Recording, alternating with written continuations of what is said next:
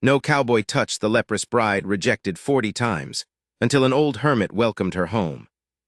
The dog wouldn't go near her wagon, and that told me more than the preacher's letter did. I was splitting kindling when I heard the wheels groaning up the rise, slow, like the horse pulling it had already decided it didn't want to be there either. Quint, my hound, got up off the porch boards, sniffed the air twice, and backed himself clean under the steps. He'd never done that. Not for a bare scent, not for a rattler. I set the hatchet down and wiped my hands on my trousers and watched the wagon come. Town was 11 miles off, close enough that word traveled, but far enough I usually missed the shape of it till it landed on my own ground. This time it landed on my own ground.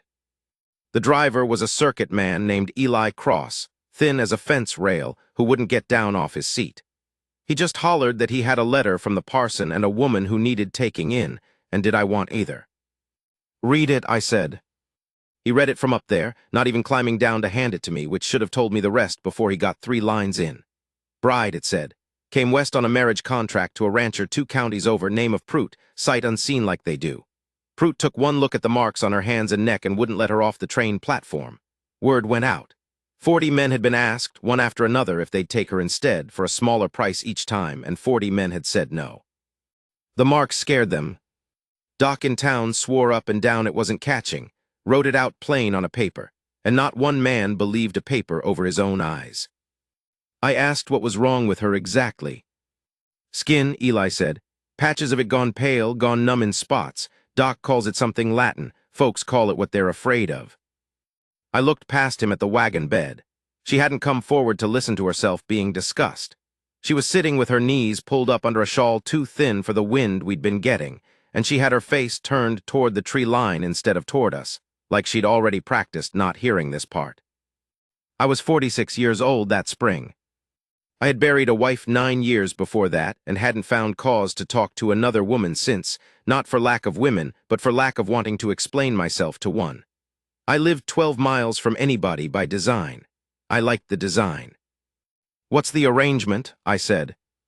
"Parson says if any man takes her in, marries her proper, she comes with $40 and Prout's old horse, the one he didn't want either on account of its leg. Otherwise, she rides on to the next town and they ask again there." $40 wasn't nothing, but that wasn't why I said yes, and I want to be honest about that part, because I've turned it over enough times since to know my own reasons.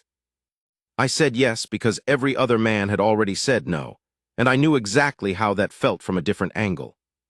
Not the marks. I never had marks anybody could see, but I knew what it was to be looked over and found wanting, and to watch a town decide what you were before you'd said 10 words to any of them. I'd worn that look myself after my wife died, when the church women started talking about how a man living alone that long must have something wrong in him. I never forgot the sound of being discussed instead of asked. "I'll take her," I said. Eli looked relieved and a little disgusted at the same time, the way a man looks when somebody else does the thing he was glad he didn't have to do himself. She didn't come down off that wagon easy. I had to walk around to her side and put my hand up, the way you'd offer it to anybody, and she stared at it like it might be a trick. I kept it there. Eventually she put her hand in mine, gloved, both of them gloved even in that heat, and stepped down onto my dirt like she was stepping onto thin ice over a creek. Her name was Marin. She told me that much before she told me anything else, like she wanted at least the name to be hers and clean before the rest of the conversation could ruin it. I didn't ask to see the marks that first night, and I want that on the record too, because I think she expected I would, the way the doctor had, the way Prout had, everybody needing their own proof. I fixed beans and salt pork instead and set a plate down across from mine at the table, which only had the 2 chairs because it had never needed a third. She ate with her gloves still on until I told her she didn't have to, not under my roof, not on my account. She took the right one off first, slow, like she was unwrapping a wound instead of a hand. The skin underneath was patched pale in places, smooth where you'd expect creases, the way a burn scar goes smooth, except it wasn't a burn. I'd seen burn scars on cattlemen my whole life. This wasn't that. It didn't look like rot either. Whatever rumor had reached Prout's ears before she ever stepped off that train. I looked at it the same length of time I'd look at anything else on a body. Not longer, not shorter. Then I went back to my beans. She watched me do that and her jaw worked once, hard, like she was chewing on something that wasn't food. You're not going to ask, she said. Ask what? If it's catching. Doc wrote it isn't, I read. Prout read the same paper. Prout's a fool, then. I knew that before today on account of his fences. Man can't keep a fence line straight. I wouldn't trust his eye on much else either. That was the first time I saw anything close to a laugh try to get up through her face and not quite make it. Close, though. Close enough I marked the day. The town found out within the week, the way towns do, faster than the mail, even faster than sense. I rode in for flour and nails, and the talk stopped when I came through the door of Hargrove's store, which is its own kind of talking. Hargrove himself, who'd sold me feed for 6 years without a wasted word between us, took longer than usual counting out my change. Heard you took in the Prout girl, he said. She's not the Prout girl, she's not anybody's girl. She's Marin Holt, and she's under my roof. 40 men said no to that roof, Walt. 40 men aren't living under it, I am. He didn't have anything to say back to that, just slid my nails across the counter a little too hard, like he wanted the noise of it to finish his argument for him.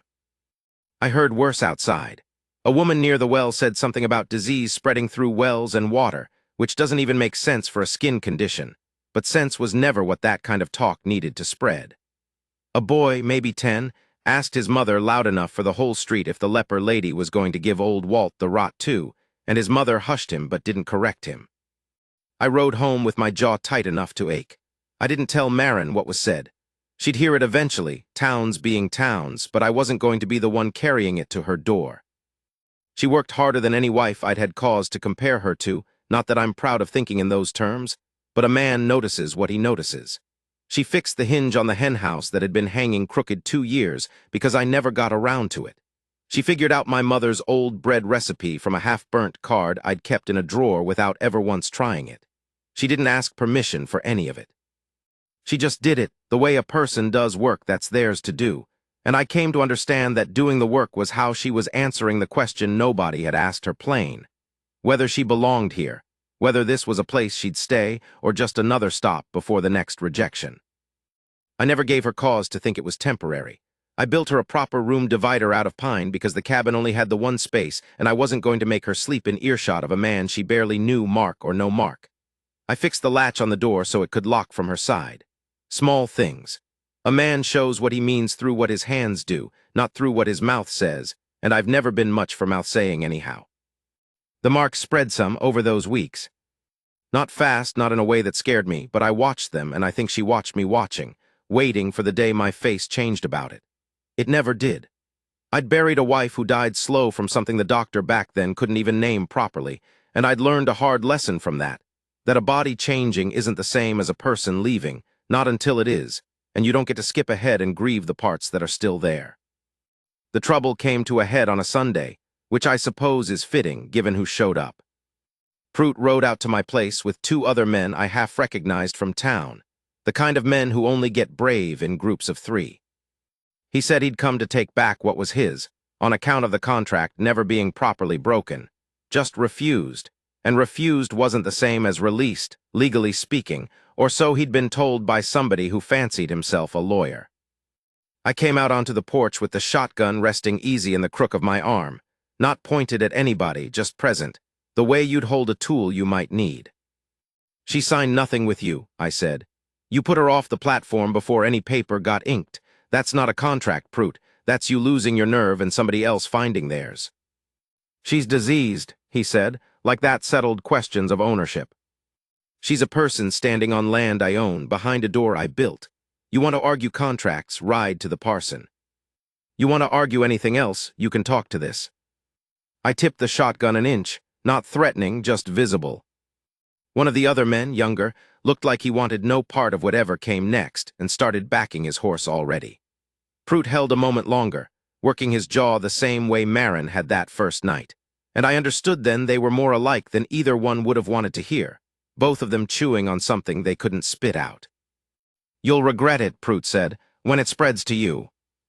Then it spreads to me on my own land, in my own house, having made my own choice. That's more than you ever gave her. He left, the other 2 followed quicker than he did, which tells you something about which one of them actually believed in the fight. I didn't go back inside right away. I stood on that porch a long while, listening to my own heart go, because I want to be honest that my hands weren't fully steady even if my voice had been. A man can sound braver than he feels. I think most brave men do. When I finally went in, Marin was standing just inside the door, out of the window's line, where she could have heard every word. "You didn't have to do that," she said. "I know. Why did you?" I didn't have a clean answer ready, the kind a man practices for moments like that, so I gave her the plain one instead.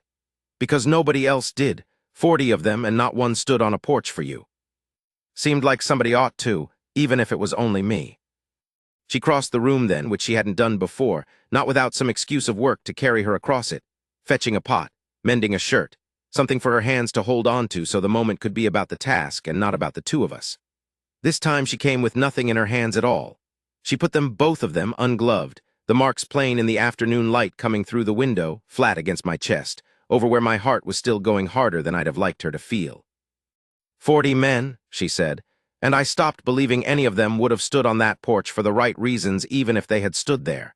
You didn't do it for the $40. You didn't do it to prove something to the town. You did it because you looked at me the first night and you just stayed looking, like there wasn't a decision to make. "There wasn't," I said. She didn't cry, which I was glad of, because I don't think either of us would have known what to do with that just then. She just stood there with her hands on my chest and her eyes steady on mine, the kind of steady that isn't asking you for anything, just telling you something true and letting you decide what to do with it. What I did with it was put my hand over hers, the marked one, and leave it there. We were married proper that fall by the same parson who'd written the letter, in my own front room with Eli Cross standing witness, because he was the only one from town who'd bother to come, and even he came mostly out of curiosity about how the story ended. Hargrove sent flour as a wedding gift a month later, which I took as the closest thing to an apology a man like that knows how to give, and I accepted it as one. The marks never did spread past what they were when she arrived, near as the new doctor in the next county could tell years on, and I stopped counting them the way I'd stopped counting most things that didn't change what I already knew to be true. Some evenings now I sit on that same porch, and she sits beside me, her ungloved hand resting easy in mine like it had always belonged there, like there'd never been 40 doors closed in her face before mine opened. Quint sleeps at her feet now too, which still strikes me as the truest measure of anybody, better than a doctor's paper, better than a town's gossip. A dog doesn't lie about who's safe to be near. I never did need the $40. Prute's old horse turned out lame within the year, and I had to put it down myself, gently, out past the tree line where she couldn't hear the shot. But I've got everything else I asked for that day on the porch, sitting right here beside me, and I count that the better half of the bargain by a distance no man could measure.